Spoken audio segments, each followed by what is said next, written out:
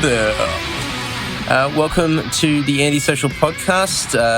This is the first episode, or I guess it's the second episode, isn't it? Because you got to hear me crap on for a few minutes in the first one to give you a bit of context about what this whole thing's about, and you're probably none the wiser. So this is probably the first episode that includes something of substance, but I guess even that's debatable once you listen to this episode. Just to give you a bit of background with this one, this was done a couple of months ago now with my very good friend Andrew Craig. This whole thing was going to be up a lot sooner, but due to a lot of reasons, but more or less procrastination, this did not happen then. So it's up now. Have a listen. Andrew I've known for about 10 years. Previously has played in a number of bands including Nether Theorem, Catabasis, and currently in Rise of Avernus, and has been doing a number of fill-in session drumming for a number of other bands, which he'll touch on in his little, interview. But it's not really an interview; it's more a discussion than anything else. I'll put all of the links and references that we make throughout the interview in the show notes. If I miss anything, just let me know. And if you have any questions for Andrew, find him on Facebook via his page, or if you just search for him, he's probably got a million mutual friends to me, so he won't be hard to track down. A few disclaimers for this one. It is long. It's about an hour and a half long. Reason for that is that we had a number of beers and just kept chatting and chatting. Whenever Andrew and I sort of get into a bit of a discussion, it tends to just keep going and going and going. Even yesterday, I was on the phone to him for an hour and a half, and I think he tried to call me just for a 5-minute conversation, but of course, you go off on a tangent. No complaints from my end. I actually enjoyed listening back to it, and it was a lot of fun. The other disclaimer that just probably needs to be raised is that we have had a few beers, as mentioned before, and the quality of discussion or even my attention to detail tends to start at a certain point and slowly go downhill from there, including at one point I'm starting to slur towards the end of it and forgetting what I've asked previously. So I've left it pretty much unedited in the sense that it is what it is, but hopefully you'll get a laugh out of it. There's some good stuff in there, some general chit chat and some useless discussion as well. So as I said in the first little episode I put together, if you like people just crapping on and rambling, then you'll enjoy this one.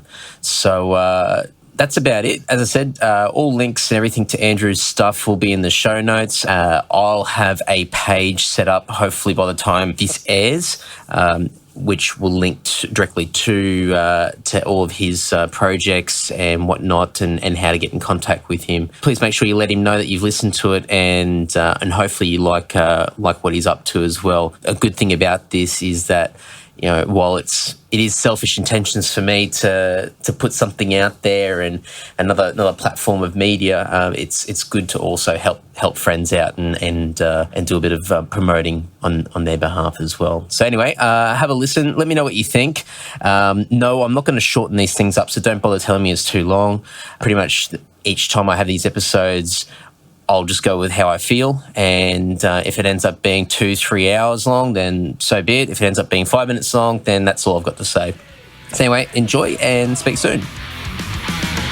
Andrew, tell us about our evening. We're currently on the Central Coast, enjoying a few Monday night beverages. Just had a awesome steak cooked by ourselves at Terrigal Hotel. Or just you? Yeah. Andrew Dowling does not know how to cook a steak, unfortunately.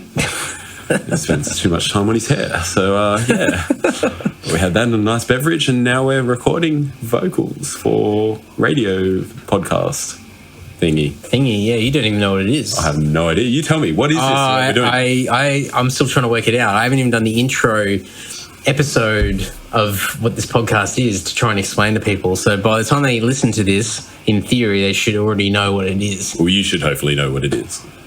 Well, I don't know what it is now, but when people listen to it, they'll understand and they'll know exactly what it is. So there'll be one up on me right now, if that makes sense. Yeah. So it makes sense in my head after. Yeah. They'll have a better idea when they're listening to it, because it will be presented to them, than you have of it right now. Yeah, because I'm going to give the disclaimer before they actually listen to us talking right now. And they probably won't have their fifth beer in their hand either. No, absolutely not. Actually, no, they probably will. Well, depending on the person, they may need a beer. Many of the people we know. All right, so what this is all about is really for me to talk shit for however long until we get over it.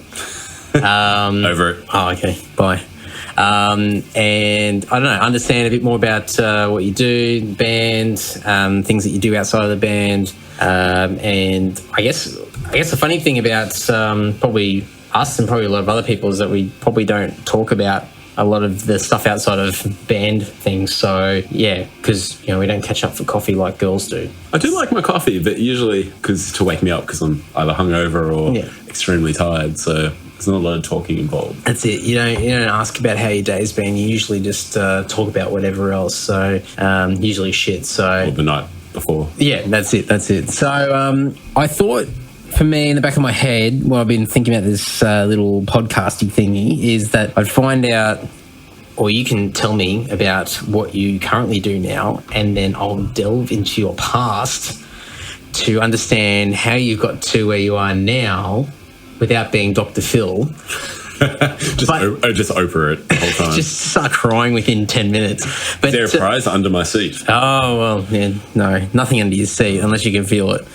I don't know what that's meant to mean. But the stuff outside of the band, and I guess the way that you have to balance everything in life to make the music side of things happen, and you're pretty much flat out non-stop all the time during the week, and I'm surprised we've been able to actually have a night to catch up. That's why it's Monday night. That's why it's a Monday night and we're drinking beer, and I've had to come up to the Central Coast to make this happen because we're both, especially Andrew's, pretty flat out. So so maybe just let us, I don't know who us is, but maybe let me know what you do and what you do now, and I guess both musically and otherwise, and we'll go from there. Cool. Well, as you said, my name's Andrew Craig. I live on the Central Coast of New South Wales. I currently play in 3 different bands as a drummer, and then I also work as a promotions company called Cryptorian Entertainment. Do a lot of gig bookings and bookings for bands, and also I'm a primary school teacher as well. So lots on. That's the interesting part, not the band. Don't worry about the band. Who cares about the band? That doesn't matter.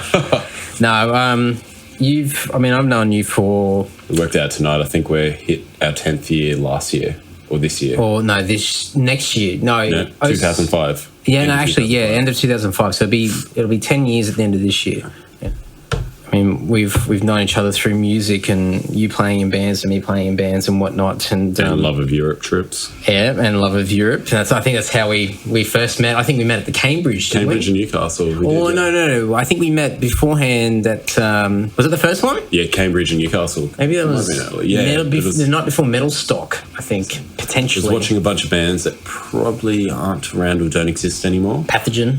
And Inane Eminence. Yep. I know they were on that. Yep. And catching a bunch of bands, and we'll both funny enough, both happened to be at the bar at the same time.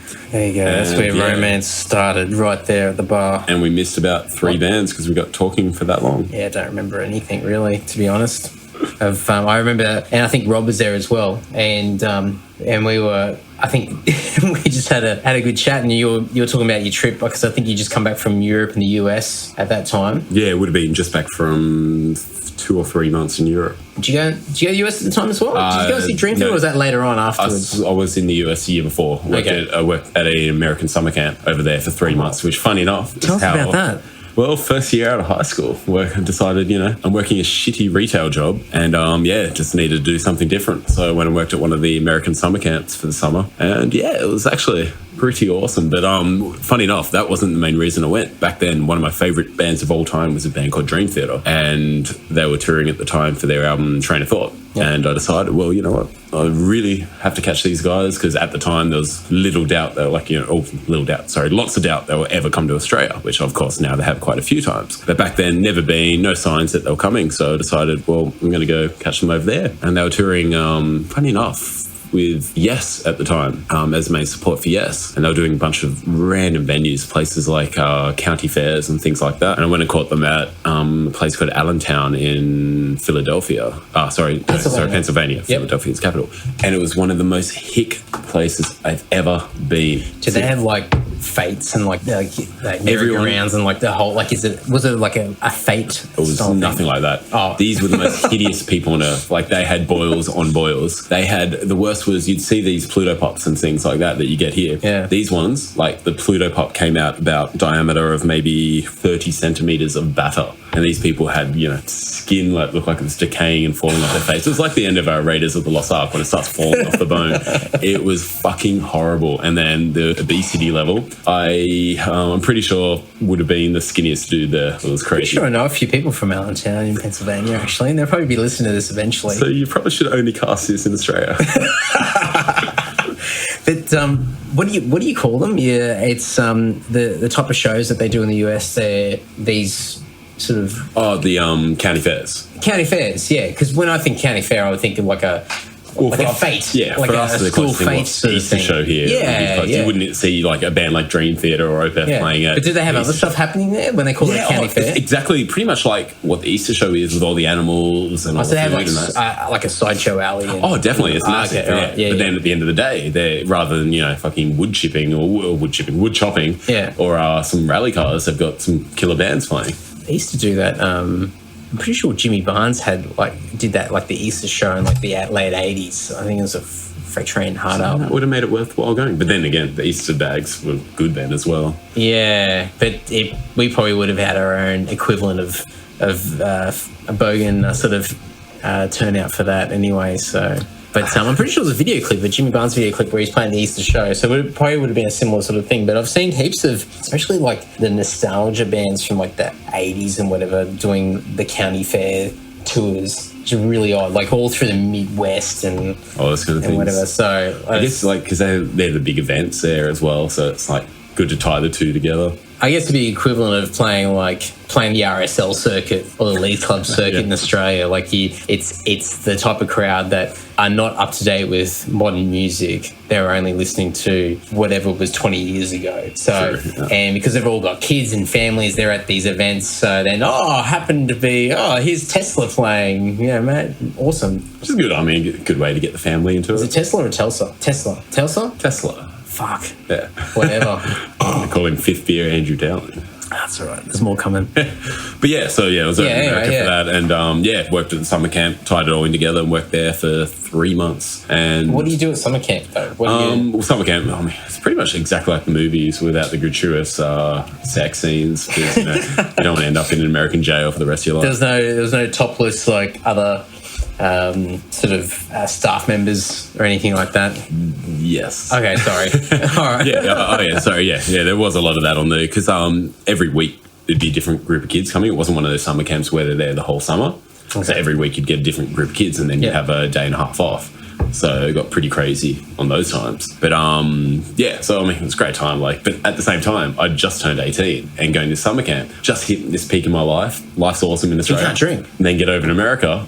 Wait, you just hit 21. Yeah, exactly. Now 21. That's gonna suck. So I had to that's gotta suck. It was different. And then were you drinking though, or did you get did anyone at times? smuggling? But it was pretty hard because they were pretty serious about it. But I remember, I think there's this pub down the road, like 10 minutes down the road, that they all went to on the weekends, and we went there a lot. But they were pretty strict on ID and everything, so they're happy we were allowed to hang there. If you're over 18, you can hang at the pubs, but you can't drink. But on the last night of summer camp, when we're all last night everyone's going home, and there was people from everywhere, like New Zealand, Australia, obviously America, Canada, South Africa, Europe, obviously, even there's one person from Middle East. It was really diverse crowd. Planet. Exactly, yeah. But so that last night they just didn't care about karting, and it was you can imagine that half of the camp, all that tension staff, being released, and on top of that, half of them haven't had a big night of drinking in 3 months. Wow. So that got intense. The next morning, just walking through the camp, seeing people pass out everywhere, vomit piles everywhere, and all the kids had left by then, obviously. The kids are gone. But funny enough, that's still what made me decide, one day I should do primary school teaching. And nothing has changed. Oh man, so so I guess because we went off on a bit of a tangent, but you went to the US that year before, so 05?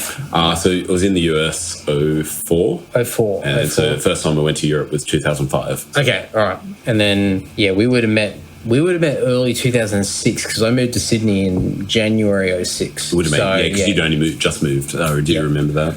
And then obviously you've played in a million bands over the years, whether it be permanent or fill-in. Yep, quite a few. Yeah, such as okay, rattle them all off from day dot to now. Not including any tribute or one-offs or cover bands like that Sentence gig that time. Okay, first band was a band called Never Theorem back in, that started either 2005, 2006 roughly, and that was an instrumental post-rocky metal kind of band with drums, bass, guitar and violin. Eventually incorporated vocals, but that was only sort of towards the latter half of the band's reign. Reign. 3 years isn't a reign.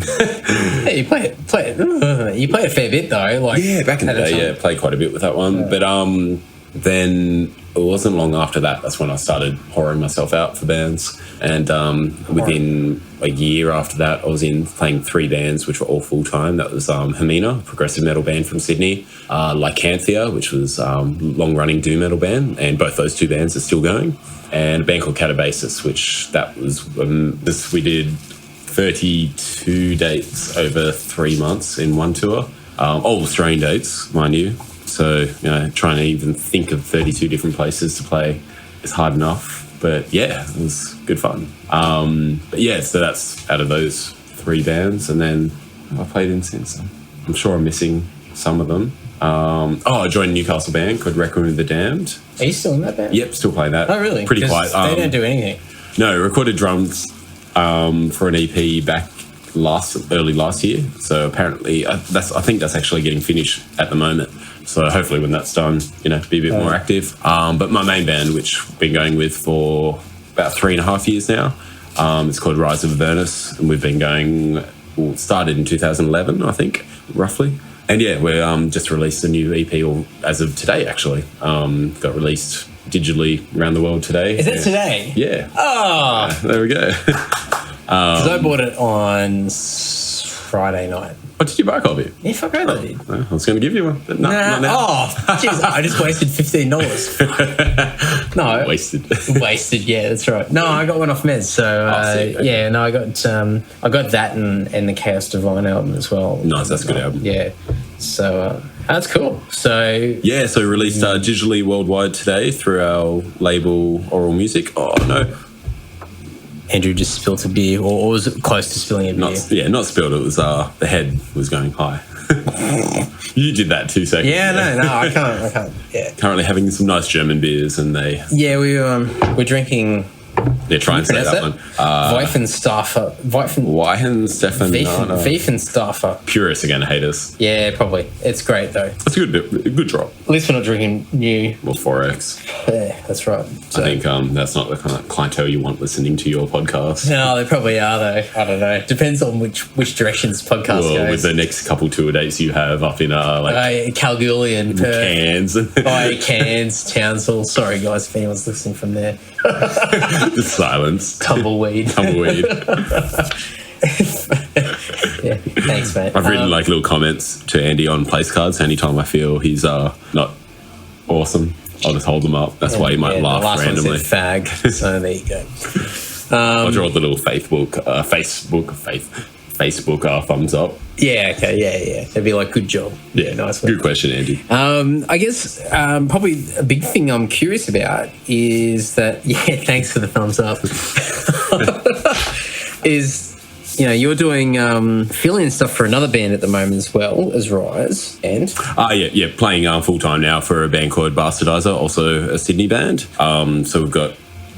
Depends when this airs. We've got a tour coming up with a band from USA called Midnight, which is the end of April. So if you're listening to this and that's already been and you missed out, well, it's like a Back to the Future thing, isn't it? Hang on, when are you going? End of April. Yeah, I'd hope that something would be out by now, but I could be. Yeah, I don't know. I'm gonna stockpile interviews. I think to to begin with. Yeah. So Yeah, you might. Yeah, I don't know. Got Yeah. that, and we're doing a Southeast Asia tour in September, which will be really cool, and a few other dates here and there that are yet to be announced. So yeah, it's cool. Over 3 bands. Like, I mean, as I said, like obviously Requiem isn't really active at the moment, but potential to be once the EP's out. But over Rise of Avernus, we've got at least 20 to 25 dates lined up at the moment, and that's just the start of it, because we're, now that the EP's out, we're really getting on board and getting out there again. And then Bastardizer, the same kind of thing, and I know they're looking at doing a second album towards the end of the year or early next year, so I guess it'd be the same thing once that's out, getting busy. So yeah, a lot to be doing. And then also on top of that, you just gave me a signal to talk about the busyness of I'm also do lights for a lot of bands, and also now permanent lighting guy for a band called Sleep Makes Waves from Sydney, and that have been doing really, really well. Currently in Europe touring. Some small band from Sydney. It's ARIA nominated and everything. Yeah, whatever. But they've been doing great. So I'll be at all their Australian shows in May and June doing lights for them, as well as a band, international band called They Will or They Must Destroy Everything. Another post-rock band, Sure, I apologise for people that know them. I've only heard the name once or twice, but I hear they're really good. So I'll be out on the road doing that. So, When's that? Throughout every weekend of May and early June. Okay. So pretty much from start of May through till October at this stage, every weekend I'm in a different city doing something. I feel like my claim to fame will be one day that Sleep Makes Waves opened up for us at Utopia. Funny enough, my old band was on that gig. Remember? Never Theorem played that one too. That's right. Yeah, that was the double header we did. Actually, that was a three show weekend where we did that. We played Wyong, Grand Hotel, and maybe it was over a couple of weekends. And then we played Newcastle. We played the Lofts as well. But it was a similar sort of thing. Yeah, over a couple of weekends. Yeah, but, that was when that's right. Lord were touring their first album, wasn't it? Oh yeah. Oh, I don't think it was their first album. I think it was their EP or whatever. Nice. And I think the only reason we got that was Tom, the guitarist at the time, was a fan of ours, and I just wanted to combine forces. Yeah, I think we're trying to do a bit of cross section, try and cross fans over and whatever. It's a good idea, I think Kid liked us as well, and I think that's one thing when it comes to the music scene, especially in Australia, that crossover is the best thing. Like sticking to the one style and only having that single style bills. Unless we did a tour with like Disentombed or something like that, something completely mismatched. Yeah. I think as long as there's that bass element that bands or fans can appreciate, then they'll enjoy it no matter what. Yeah, I mean, we tried a few years ago. We tried back in 2009, 2010 when we really set in stone. We had a couple of, one song in particular had a poppy sort of song that we wrote. Tried to sell it out a little bit, not intentionally, but we had a song there that we wrote and recorded and thought that we could do a tour on and play with a lot of hard rock bands and whatever, and it sort of worked, it sort of didn't. What song was that? 100 Reasons. Oh, okay. And we did a video clip for it, and but we did a bunch of shows with Lust. And that's right. I do and we remember played that Oxford, the Art Factory in Oxford Street. Tried a few different venues. It worked a little bit, but then we sort of found that the people that we were trying to win over were people that were already niche audience. There were people that loved glam rock and sleaze rock and whatever. So couldn't really pull them in. There were people that already knew music. They weren't people that weren't like they knew of melodic metal. They knew of power metal, but they'd already chosen niche cock rock metal. Which I guess that is the thing generally with metal. Like most of the people know what styles they like by the time they're going to local gigs. And if you're playing like a support on an international bill, you've got more chance. Different story. They're the kind of people that you got your Weekend Warriors. Yeah, exactly. You get the people that only go to those because that's all they know. That's all they've been exposed to. So that's the best chance to obviously show what you've got to those kind of people. But obviously, for local gigs, most people know what they want, and because there's so much happening every weekend, you've got a great selection of gigs to choose from. They're only going to go the ones that they know and like. That's it. Yeah, it's sort of it was a good little test at the time, and we still try and do a little thing little things every once in a while. But for now, for us, we've gone back to just what we know and keep to the formula and go from there, which we've had a lot more success with. But you've got the lighting thing happening with Sleep Makes Waves. A lot of touring around that. I mean, they're obviously getting quite active. Yeah, so they're doing massive Euro tour at the moment, and then an Asian tour. And then they come back and straight into Australia. Are you doing everything? Pardon? Are you going to do everything? I'm doing all the Australian, but not the Asian. Not the Asian, and obviously not the European. Just, Well, at the moment, they're still only new in those kind of markets. Until you prove yourself as the master technician of lights, and then that'll just and they become the biggest band in the world, and I think in the current climate, it's hard enough to take your own sound guy, let alone that's very true. Anything else. Very true. Well, that might just mean that they miss you even more, because they're probably just dealing with some dropkick German trying to do their lights in Europe. So I like how you say dropkick German when we're having German beer. Oh. That's all right. I love the German beer. I love the German people. Yeah, I like the German women. I don't know. I'm not sure. Yeah, I don't know. I haven't really. They're not as good as the Scandinavian. Yeah, I don't know. I've met a lot of nice German women. Oh yeah. Oh, to tell. Where do we go from here? Yeah. I've been to Europe. How many times now? 4 times, and predominantly through the summer, because obviously that's when the best metal festival's on. So I often like to go to catch the festivals and catch up with mates, and they're always the best times. And so the majority of the festivals are in Germany. They have the most of them anyway. Obviously Wacken, Summer Breeze, Party Sand, all those ones. When you're out camping with a bunch of people, like-minded people, for 5 days, and you're always drinking, you never know what might happen. But it should be said that the first night of a festival is always the best night, because people don't shower for 4 days. Well, I was just going to say that I'm sure the hygiene issue would be something to consider later on in the festival. Yeah, if it's a multiple-day festival, I'd be a little bit weary. Wet wipes do become your best friend. Yeah, there you go. Yeah. Well, in the end, if you enjoy yourself, it's I haven't got really much more to say than that. So, in the infamous words of the great Linkin Park, in the end, it doesn't even matter.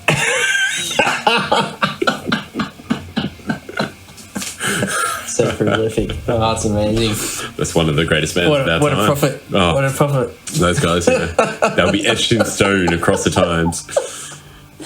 Oh, man. All right, so you got the lightning thing happening. Lightning?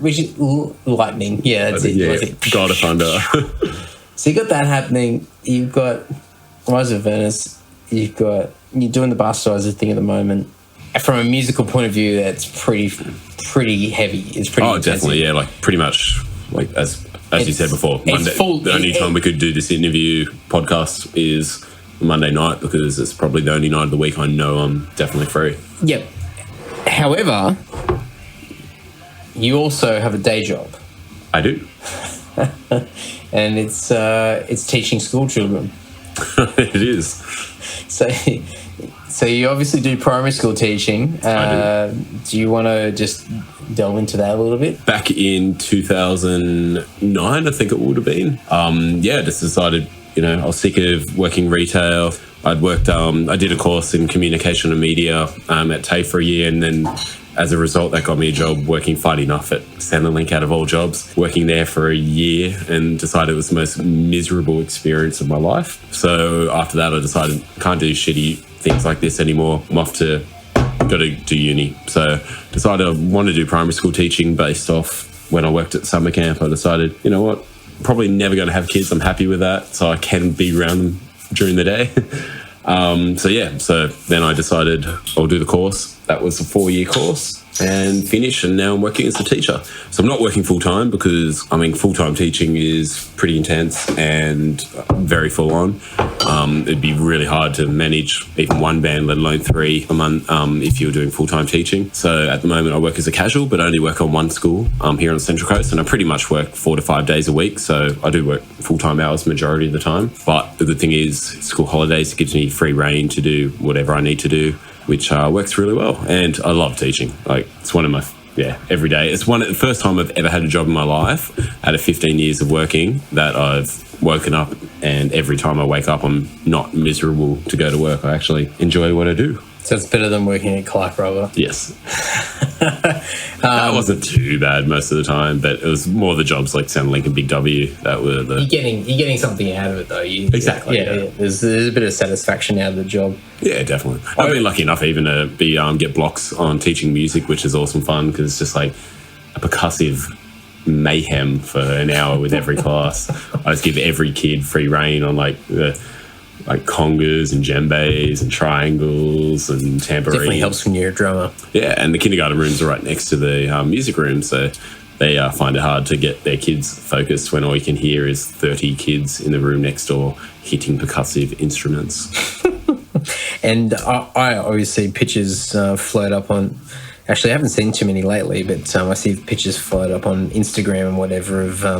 or even Facebook of the numerous adventures you have at primary school of what's the giraffe? The giraffe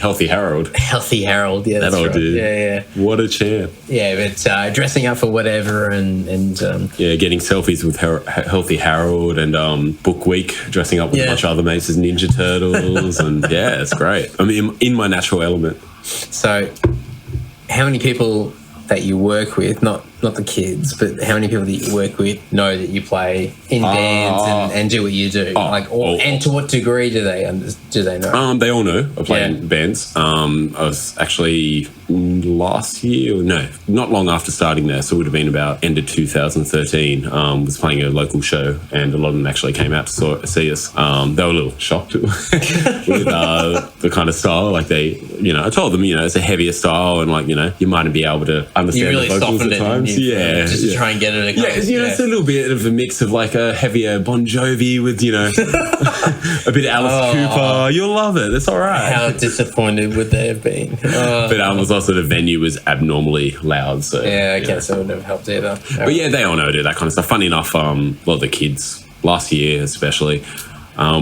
A lot of them, it was one of those, they felt really advanced, you would have thought they were already in high school, the year sixes, and they were all active on things like Instagram, Facebook and that, and they're always doing Google searches on all their teachers, so they found out easily about the band and, listen to music and all that stuff. That's a weird thing, because when I was a kid, you didn't know anything about your teachers, and you didn't have social media or anything like that. If anything, you'd try and find someone's name in the white pages and prank call them, and even then you'd find out their address from the white pages, and you'd think you'd been private eye investigated to try and work that out, and then you'd egg their house or whatever, but then find out there's another A sternum in the same street. Right.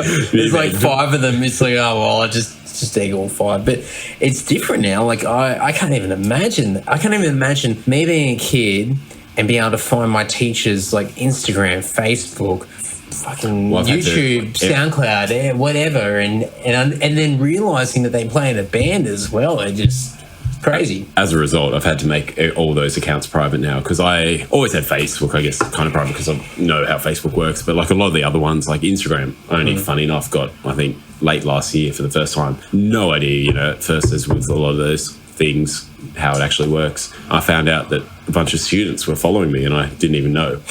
And got to school one week and you're out with this teacher, having a beer. I'm like, how the hell would you know that? Yeah. And so do you now that you've made the profiles private and you can see the requests coming through, do you screen them as far as if you can see it's someone from school, a kid? Oh, definitely. You just ignore it or leave it sit there. Ignore it or decline straight away. Because luckily, this year, as I said, last year's year at the school I work at just seemed really advanced.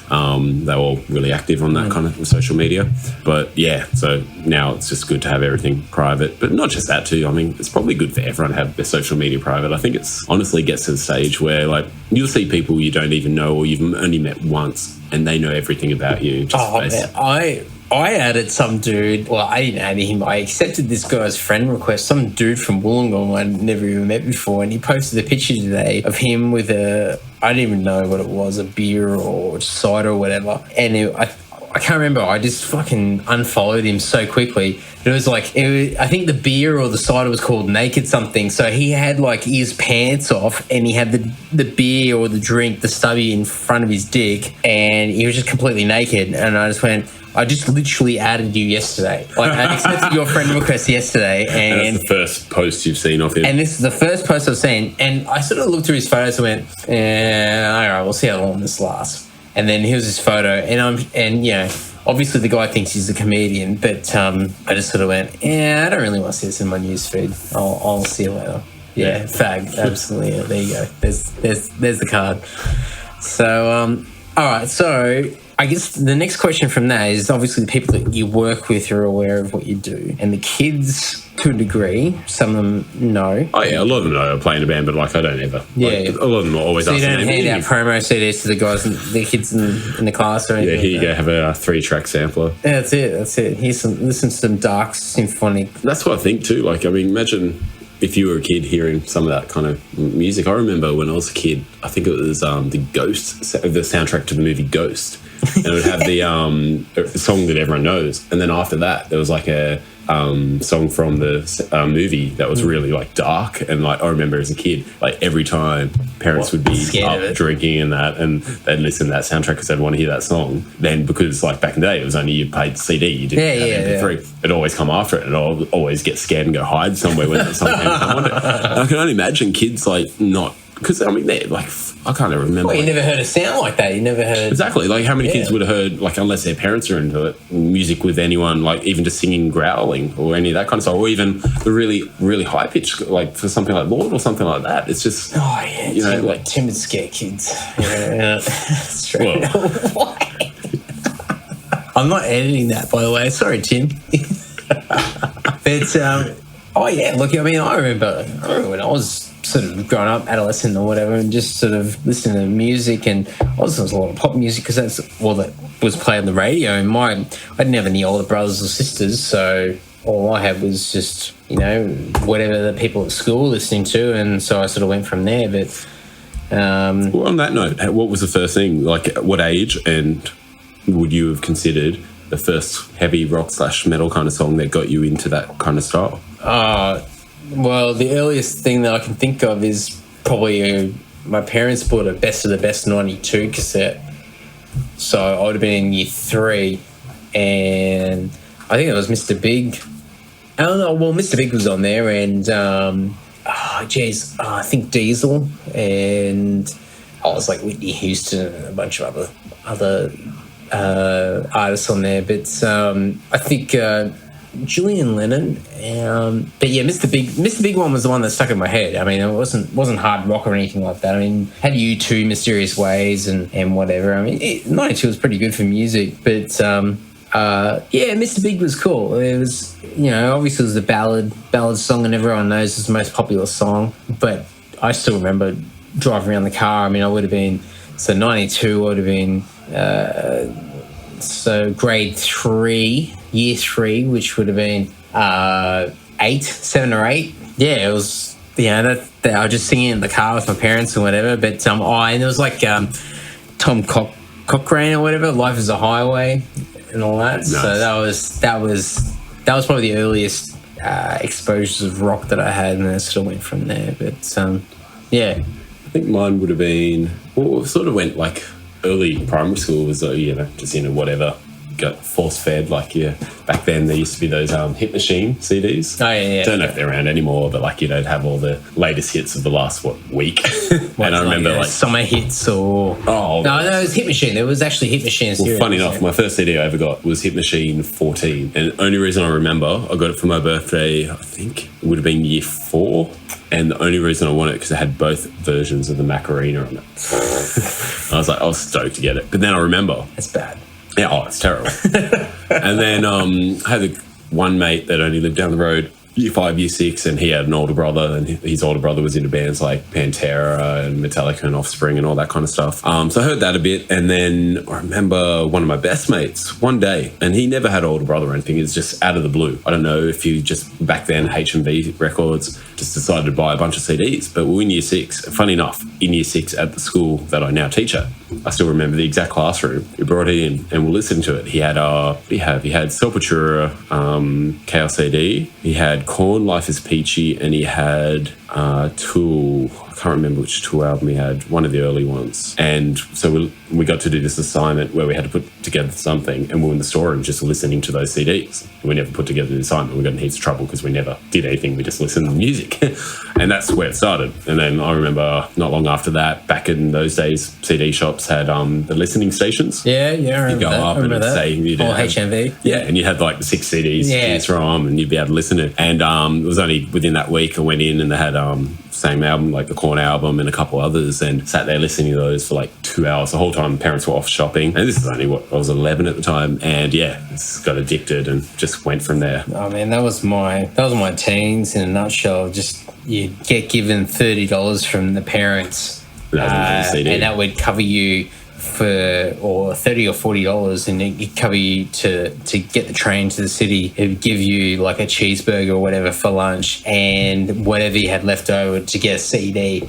And then you catch a train home, and it was just like, and you would go to HMV, or in Brisbane where I was, there was an independent store called Skinny's, which is amazing. They did the first Opeth and Haunted in stores and whatever. Amazing independent shop. Back in 03. Yeah, and they had the same sort of thing. They had the CD thing on the wall, the sampler thing. You chuck the headphones on and listen to the latest albums or whatever, and that's all we do. We just go in there and just listen to whatever's new, and then whatever spare change we could rack up together between however many of us came into the city and try and buy an album, and we go and burn it between us all. But there's so many great albums that I bought, and just going home on the train for half an hour or whatever it was, and reading through the lyrics and the liner notes, because you only have one CD that you could afford.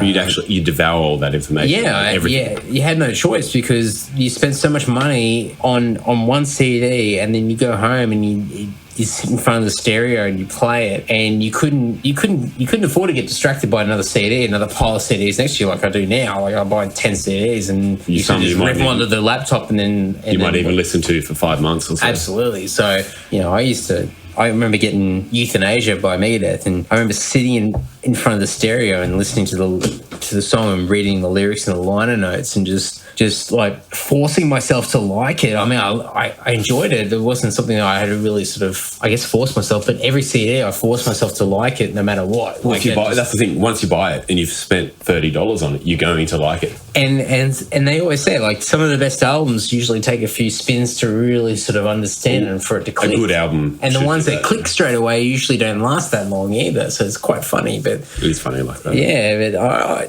just spending that much time to listen to an album front to back all the time was so cool. So I think I still remember the last time I bought a bunch of CDs that I really got into. Would have been Metal for the Brain 2005. I remember going through the stores there, because there was a couple, market little stores that people set up there that had a lot of imports. I remember picking up a few. Like one I picked up was Orphanland, Mabul, which is still one of my favourite albums of all time. And yeah, it was just crazy, like just getting these CDs. And I remember, because at the time the drive back to the Central Coast was solid 4 or 5 hours. So I remember there was about 5 CDs I got, and just listening to each one just completely. And yeah, it's a rarity these days. Like people's attention spans just don't seem. I mean, I still love buying CD. You've seen my CD collection in there. It's massive, and I don't get to as much now just because bills and all that kind of stuff. But I still love it's great. I love buying a CD and just having it in front of me, having all the information I need there in the linear notes. It's great. I reckon it's good to have the real thing. And I mean, we always have that debate within the band as to how we release the new things in the future, and doing the digital thing and vinyl and blah blah, and we sort of look at it and go, oh, what's the most viable thing, and maybe we should just stick to digital only for a particular release. And I can't handle it. I have to have at least CD, at the very least. I've got to, from the collectible part of me and from just that music enthusiast aspect, I have to have the tangible thing. I have to have the CD itself. It's just way too good to open up a case and read and flick through the booklet and read the liner notes and just really sort of understand. Probably the way the band wants to present it, ultimately. That's it. And that, or the vinyl release, obviously, like same thing. Like bigger artwork, and they can put more art in there and whatnot, and a better visual representation of it. I've heard bands say this for quite a few years. It's cool to see, obviously, the lyrics side of things, but seeing the liner notes and seeing how albums are put together, and especially for young bands, and trying to understand how to put an album together, and seeing the recording studio, the producers, the engineers, if they've got any, and then the thanks list in general, like just to see who they thank, and whether it's particular individuals in the industry that help them get to where they are, press and PR and whatever, or whether it's just other bands. And sometimes, like, I mean, especially when I first started listening to music, like a lot of the bands that I got into were purely out of the liner notes of bands, the first few bands that I liked, and then I went through them and said, oh, well, they like Anthrax, they like Megadeth, they like Nuclear Assault, blah, blah. And then I started going, well, I wonder what they sound like. And then I went from there. So I went purely from the liner notes. I do remember that, yeah, when they say the bands we thank either because they toured with them or... And like with a lot of the home videos, you sort of saw that as well. You could see the bands referenced in the home videos. Remember the old home videos? Yeah. They were awesome. Yeah. Some of those are like Pantera ones back in the day. Oh, yeah. But, yeah, and they had like Skid Row referenced in there and whatever. But, you know, it's probably a bit different now, and people, it's a lot more sort of... There's not many people do that. Like, it might be a bonus feature on DVD, but it's not solely that anymore because anything people record, it's straight online. Well, that's it. And it's probably a lot easier. I mean, I think listeners are a lot more knowledgeable than they probably were even 5 or 10 years ago. I mean, it's better being able... I mean, not better necessarily, but it's good being able to do those instant updates because it keeps people interested rather than waiting, you know, a year or two between releases. Because, you know, being able to keep that constant communication with your fans is a big thing. Yeah. And I think it's probably like it's easier these days for people to listen to newer bands that are semi-large, but I think there's a lot of bands, especially Australian bands, that are still trying to make their way. And there's a few Australian bands that are doing really well at the moment. Neil Blitviscaris and King Parrot and Sleep Makes Waves, obviously. I mean, they're a different league altogether. But still, on the more underground spectrum, still. Like, sort of guitar-driven sort of music. Which is good, great to see, obviously. Yeah. But, you know, I mean, there's a whole blanket of bands underneath that are waiting to be discovered, and we've sort of been ignored for quite a few years, and I think now we're starting to get a lot more exposure. But it definitely helps when these bands and all these other bands that are doing quite well are starting to get a bit more of a name for themselves, is that they start referencing their peers in their booklets rather than always seeing the same international bands. Absolutely, for sure. I think obviously, you know, the internet and all the social media makes it more accessible for bands like that, and I find especially like when some of the bands get reviewed and they compare us to some bands, and you know, there'll be the usual bands like the big ones, but then sometimes there'll be smaller bands like bands that we've played shows with and stuff here in Australia. And I think that I love seeing that because, you know, when they compare us to bands that, you know, only live down the road and stuff like that, and ones that are doing their own thing, and that it's great to see because it just means that kind of music and Australian music in general, Australian metal, is reaching overseas. Absolutely. I mean, in the end, I'll probably crap on about this over the next million podcasts if I make it that far, but the more bands from our sort of circle, as far as sort of Australian heavy music, you know, that do relatively well, the better for the rest of us. You get a little bit jealous of people's success along the way, and it's just, I think it's a healthy thing because you sort of want to be competitive and strive to. Absolutely, you raise the bar and you sort of go, okay, well, they're doing really well, and I want to get to that level. I want to be able to do that more. So you raise the bar, but the more bands that do well, then the better, the higher the bar gets raised for the local scene. And I mean, from a basic level, like people from a crowd attendance, you get more people attending local shows just because there's more quality bands out there in the scene. So it's a lot of people seem to be fixated on sort of looking after themselves, but I don't know. Oh, that's the worst thing. Like, everyone needs to sort of definitely work together, I think, in that kind of sense. Yeah, and it's not a case that, you know, you get the brutal death metal bands that have to work with the power metal bands or whatever, you know, from those extremes. But I think people just need to be a little bit open-minded about helping each other out. And when I mean, we get opportunities where, they do not suit us whatsoever, or we cannot do a date because of other commitments or whatnot. And I know for a fact that there's bands in the past that have, they get those opportunities and they just go, oh, well, we can't do it. But instead, we'll try and refer another band. We'll try and get another band on there instead of our place. We'll recommend one of our peers to try and do it. So it's all the networking thing. It's all building that rapport with other bands, and those bands that have worked really hard and they've left a really great effect on us. We'll turn around and go, well, hey, we can't do that date, but we know a really great band that can do it. And the more bands, especially Sydney's been really tough for the last few years. The more strong Sydney bands that can pull out of this, the better the scene for everyone. The more people that are going to be out for shows. So I've noticed it seems to be back. I mean, people are always going to complain about the scene. Unfortunately, everyone has a different view on it, which is a big thing. But I've noticed, last couple of years, especially in the last year or even last half year, it seems to be on the incline, in my opinion, anyway. There's a lot more quality bands. Because a place like Melbourne and that always got quality bands. But I don't know, Sydney seems to have stepped up its game a bit, and it's getting better. It is getting better. And a lot of really good bands. For every style of metal and hard rock, there seems to be at least 5 to 6 quality bands in every genre at the moment, at least. I think minimum. I think for Sydney, what Sydney's needed is that while the venues are sort of lacked, and we've suffered a lot from that, and I think that's been a bit of an excuse for a lot of bands and promoters to not really put a lot of effort in. That's why the scene's sort of died in its ass a bit. But I think there's been new bands that have come through now, like Troll Hogan, and a lot of sort of younger bands. Even I would even say, Under Night's Cover, from a young 18-year-old point of view, that would come in and start to make a bit of headway, and it's just another sort of young wave of people coming through and starting to do new shows. But it's just especially Troll Hogan. I mean, you put on the shows last year, and I think earlier this year. Because I'm booking agent, booking agent for a band called Troll Hogan and a couple other bands. And even since the release of their first album, but especially since the release of their latest album, which came out August last year, they've made massive waves.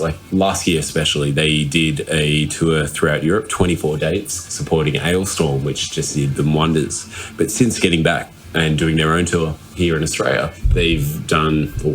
Triple J especially have just found out about them, and they're just playing them almost on a regular basis, or daily basis. One of their tracks, especially Viva La Vegas, they've been playing that almost every day. I hear someone saying that, hey, I just heard Troll Hogan on the radio today. And you can tell, especially for their social media, how much more attention they're getting.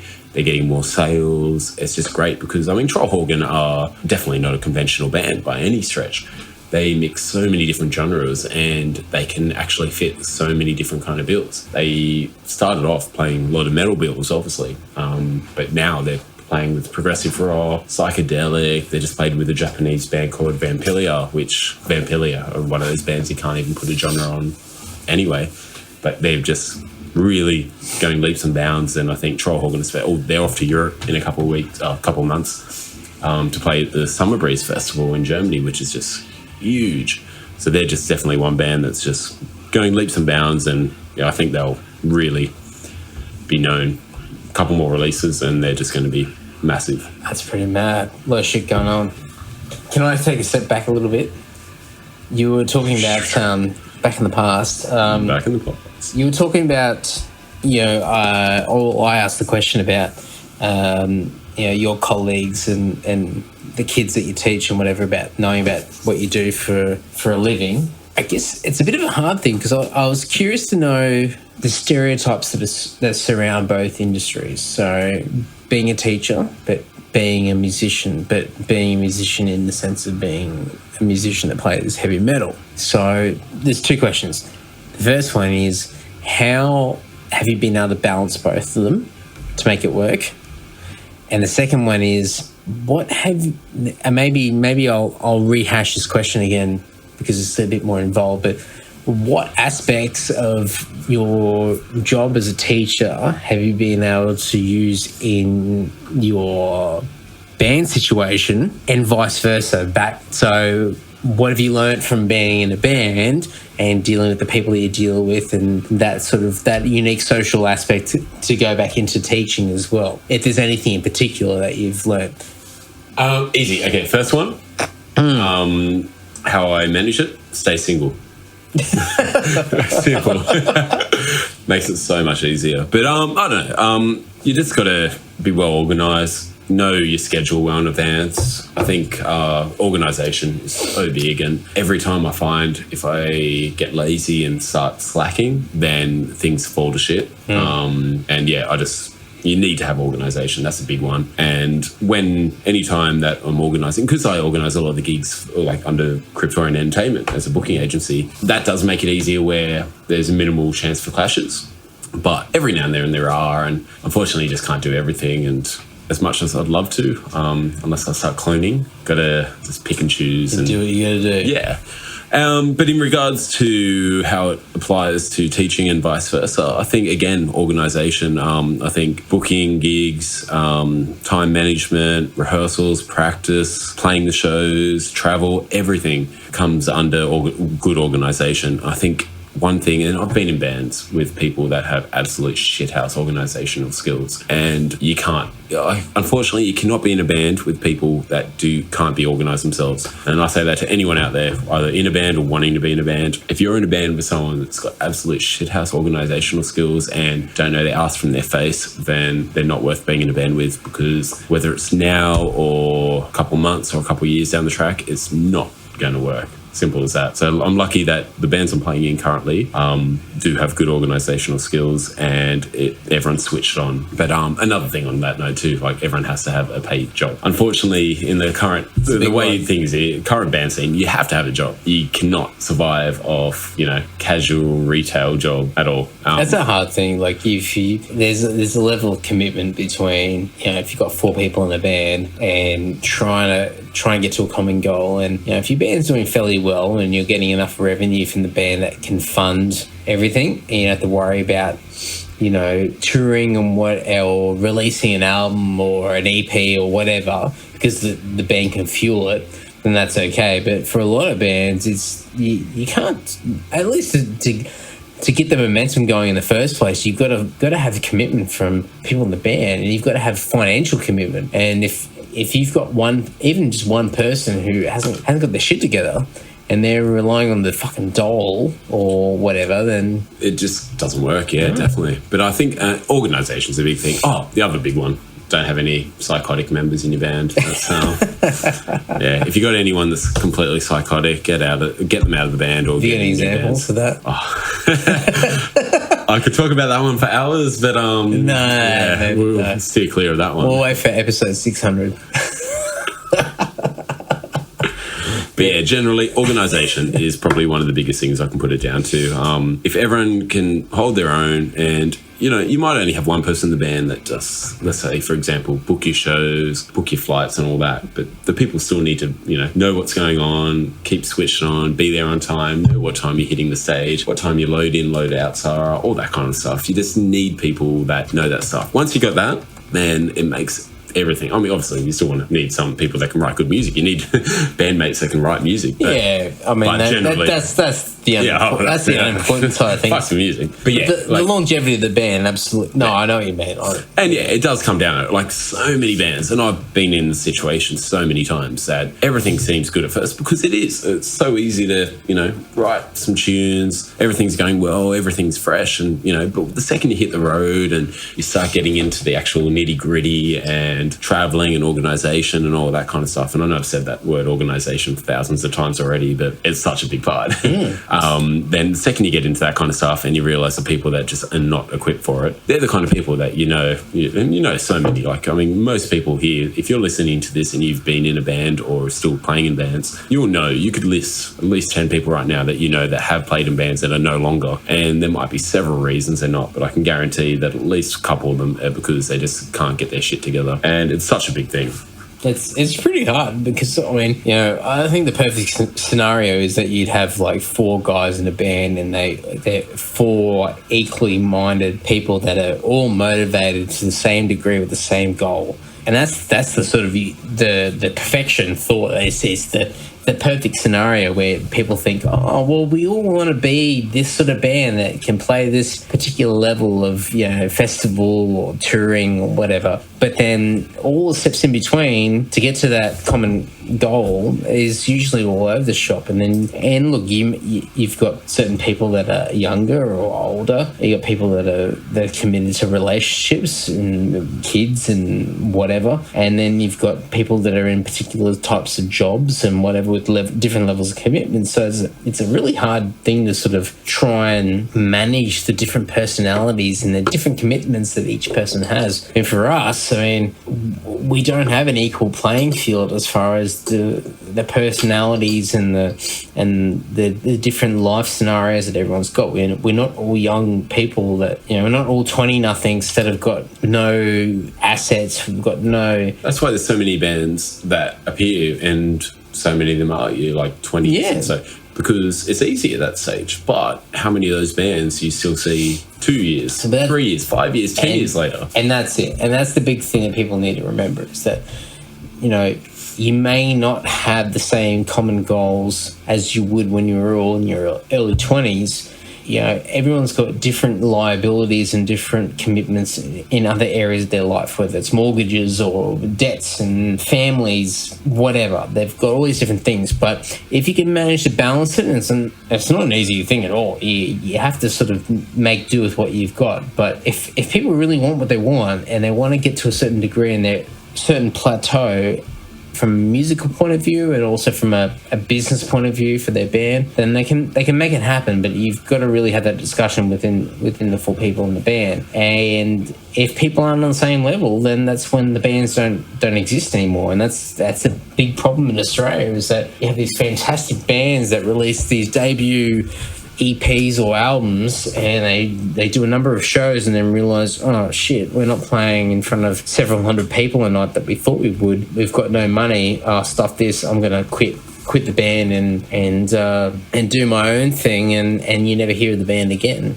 And I think we just don't have the climate for people to play in front of those kind of crowds. Like every now and then you will. I mean, if on the right bills, but ultimately for metal in Australia, it does have to be taken overseas. Yeah. And people, I guess, don't push towards that. They expect it to go well here first. And, I mean, obviously, you want to go well here and you want to get your name for yourself, but overseas is where metal's bigger. Like, I mean, in almost every country, Europe especially, Asia, even America to a certain extent. But, I mean, all our capital cities are so far apart. Tours here are a lot harder, and you just got to do your best. But I think ultimately, if you want to be a band long term, you need to know that you have realistic expectations. I think it's the best thing for anyone. I think the realistic expectations are the main thing. And I think for people, they need to understand that there's levels of success, and from a local and international point of view. And from a local point of view, they need to keep their expectations low if they want to have longevity. But there are so many international opportunities. It's not just a case of approaching the Nuclear Blast or the Century Media or Metal Blade or the major labels or hitting up the major festivals and that's it. I mean, you got to remember every band under the sun globally is doing the same thing, and metal's so many fish in the pond. And metal's getting popular, and even just Europe alone. I mean, Europe's fucking massive.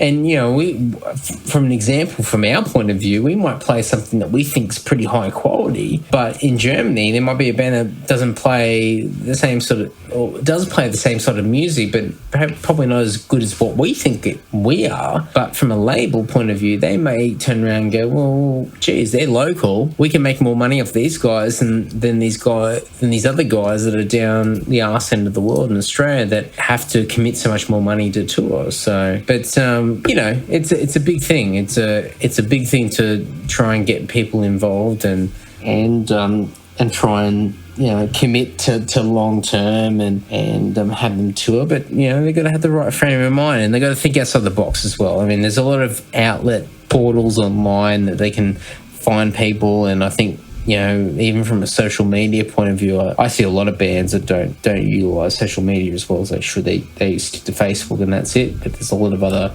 And that's one of the worst things you can do is just sticking to Facebook. And so many bands are guilty of it, so many promoters especially. I think that's one of the worst. When you just see a promoter put the event on Facebook and that's, apparently effective promotion. I mean, it's definitely a strong point of promotion, don't get me wrong. But I think the time of being outside gigs and handing out flyers, of getting posters out, of just doing everything you can to be out there is definitely... Promotion should be effective. Sorry, I should rephrase. I think there's so much opportunity when it comes to promotion for a gig and so many ways to be creative. And I think the promoters that are creative ultimately end up with the better turnouts because it is a chance to be creative, a chance to have fun too. Like, I love standing outside gigs and giving out flyers, especially if it's after a gig that a band I'm in has played and it's for our next shows. So it gives you an opportunity to talk to the people that have just seen you. And on top of that, you actually,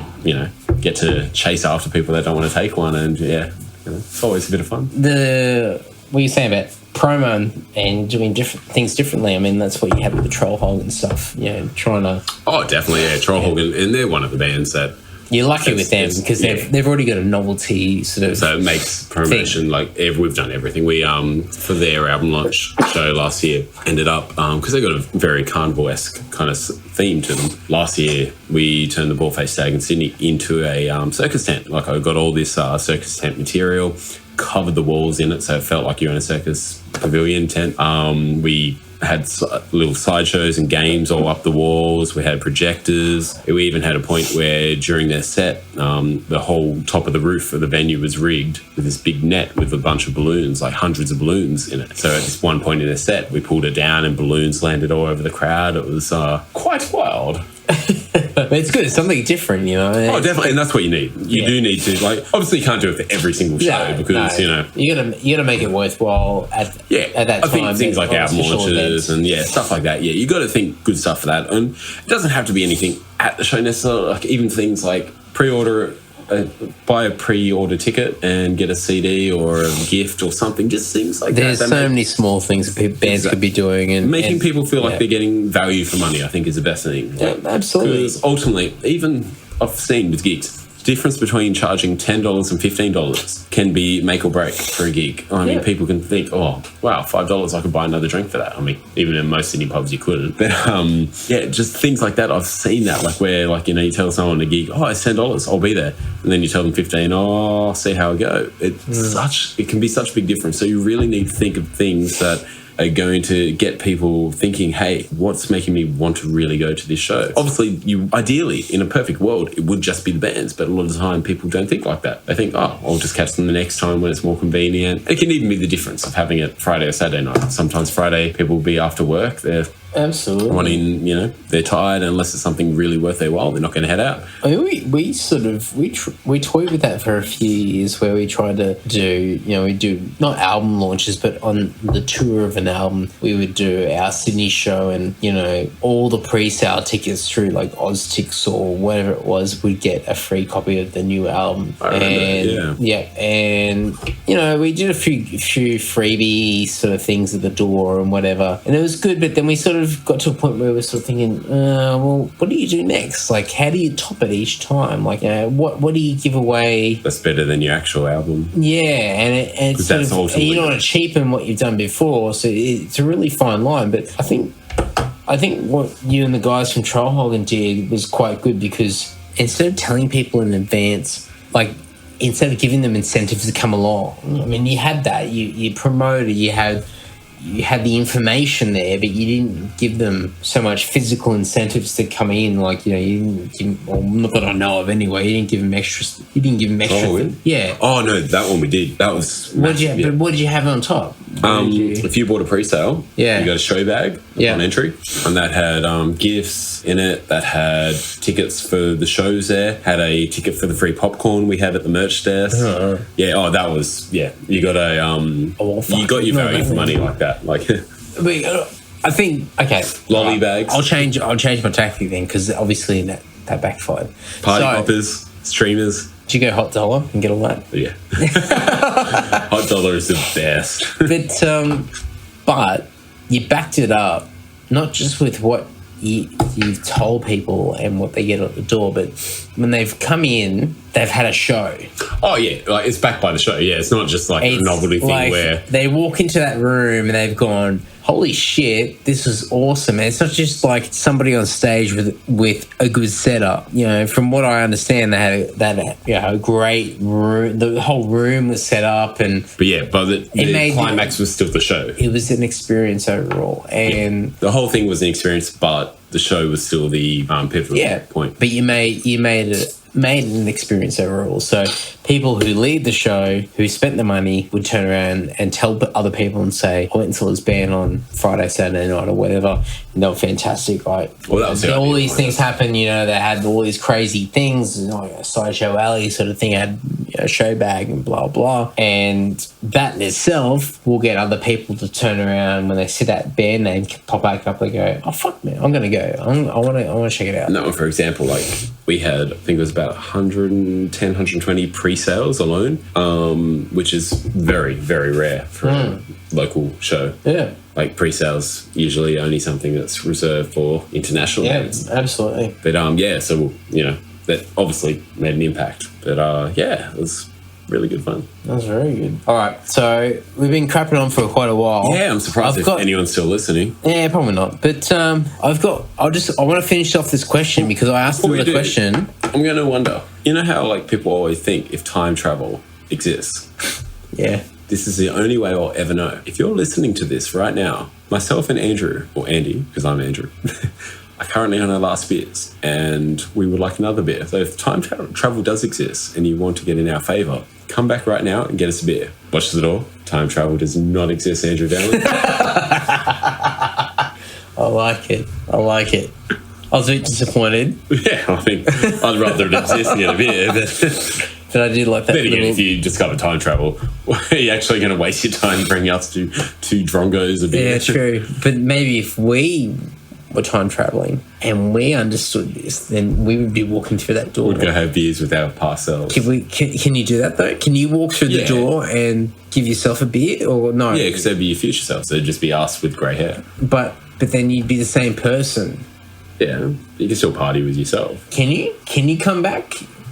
Yeah. Can you? I don't know. Have you seen any time travel? No, I haven't seen enough. I don't know. I haven't seen enough sci-fi. Stop watching porn just because there's no time travel porn. Time travel porn. New genre. Oh, you can make a lot of money. Time travel porn where they go back and fuck their younger selves. Wow. Yeah, I don't know. That could be. Could be onto something. Be careful. Be careful on that avenue. There could be some legalities. Some kind of black hole. Black hole.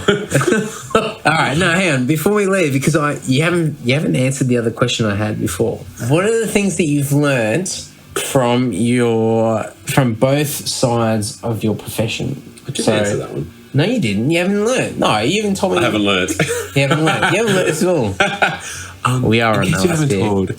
Andy Dowling is getting kind of drunk. Can you hear the slurring of his... But you haven't told me, though. You haven't said, what have you learnt from your teaching side of things that you've been able to implement into your music side of things, and then what from your music side of things? I did, because it was the organisation. But is that it? Oh, yeah. No, learning from teaching to apply to musicians, dealing with childish egos. It's a big one. It's a big one. Yeah, and people that, chuck hissy fits within a millisecond. That's a good one to learn. Actually, yeah, pretty much the backstage room of most bands, especially, young musicians, isn't that different to dealing with, like, a bunch of year 3 or year 4 kids. That'd be a bit of patience, so I guess Both fields, you have to have patience. Yeah. If you don't have patience, being a musician or being a primary school teacher, if you don't have patience, you can't do it. Like, honestly, if you were a musician and you didn't have patience, even just touring would be the worst thing in the world because, you got, 2% of your day you're playing on stage. The other 98% you're waiting for travel and waiting for food and waiting for sleep. You got to have patience. And Andrew Dowling just burped. No, excuse me, you burped. Anyway, I've got nothing else to say. All right, cool. Oh, that's, I don't know how long we've gone, but according to this, it's been an hour 20 something. But I don't know if that's the entire recording or when we lost the recording earlier. So, Andy Dowling, thank you very much for having me. Hey, My pleasure. I'll have you back on episode 600. Trust me. 600, okay. Yeah. As warned at the start of the episode, it does get a little bit slurry towards the end there, and the quality of content and discussion progressively gets worse and worse as we go. But yeah, I thought it was a lot of fun. I actually enjoyed. I always enjoyed chatting to Andrew, but hopefully you guys got something out of it and weren't too bored with it. I think. Depending on the person I speak to, some of these things could be only half an hour, they could be 15 minutes, they could be an hour, they could be 3 hours. It just comes down to the person, the time we've got available, and I guess how the actual conversation goes. If you want to find Andrew, you can find him via Facebook. Search for Rise of Avernus, and you can also search for Andrew Craig via Facebook as well. He has 1 million mutual friends to me, and if you're in Australia, chances are he knows everybody that you've ever met in your entire life. The guy is a bit of a social butterfly, so he shouldn't be too hard to track down. However, if you do have trouble locating him or his band or any of the other projects that he's mentioned, I'll have all links in the show notes. Please, if you do enjoy his music, go and buy their stuff. If you're in Australia, go and check him out on tour. I believe Rise of Avernus are just on tour now and going to be playing shows for the next month or so, but there's a lot of things in the works for him as far as international touring goes, and I'm sure that a lot of you will have plenty of opportunities to bump into him along the way.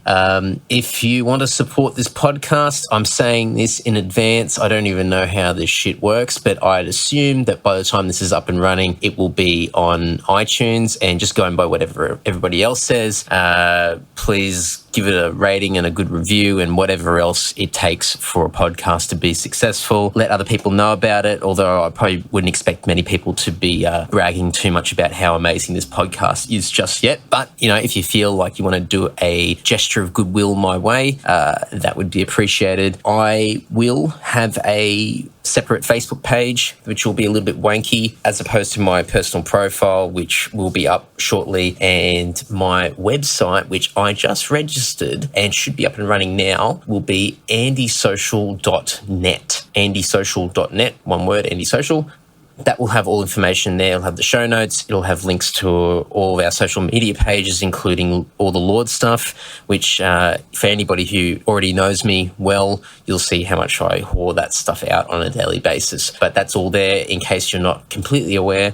And that's it. Another episode coming up shortly, another lengthy one. But I promise it's actually a really, really good one. And as opposed to the first one, no, it's a different change of pace as such, but it's a good one. I strongly recommend that everyone gives it a shot and lets me know what they think. Anyway, until next time, ta-ta. You're ready social.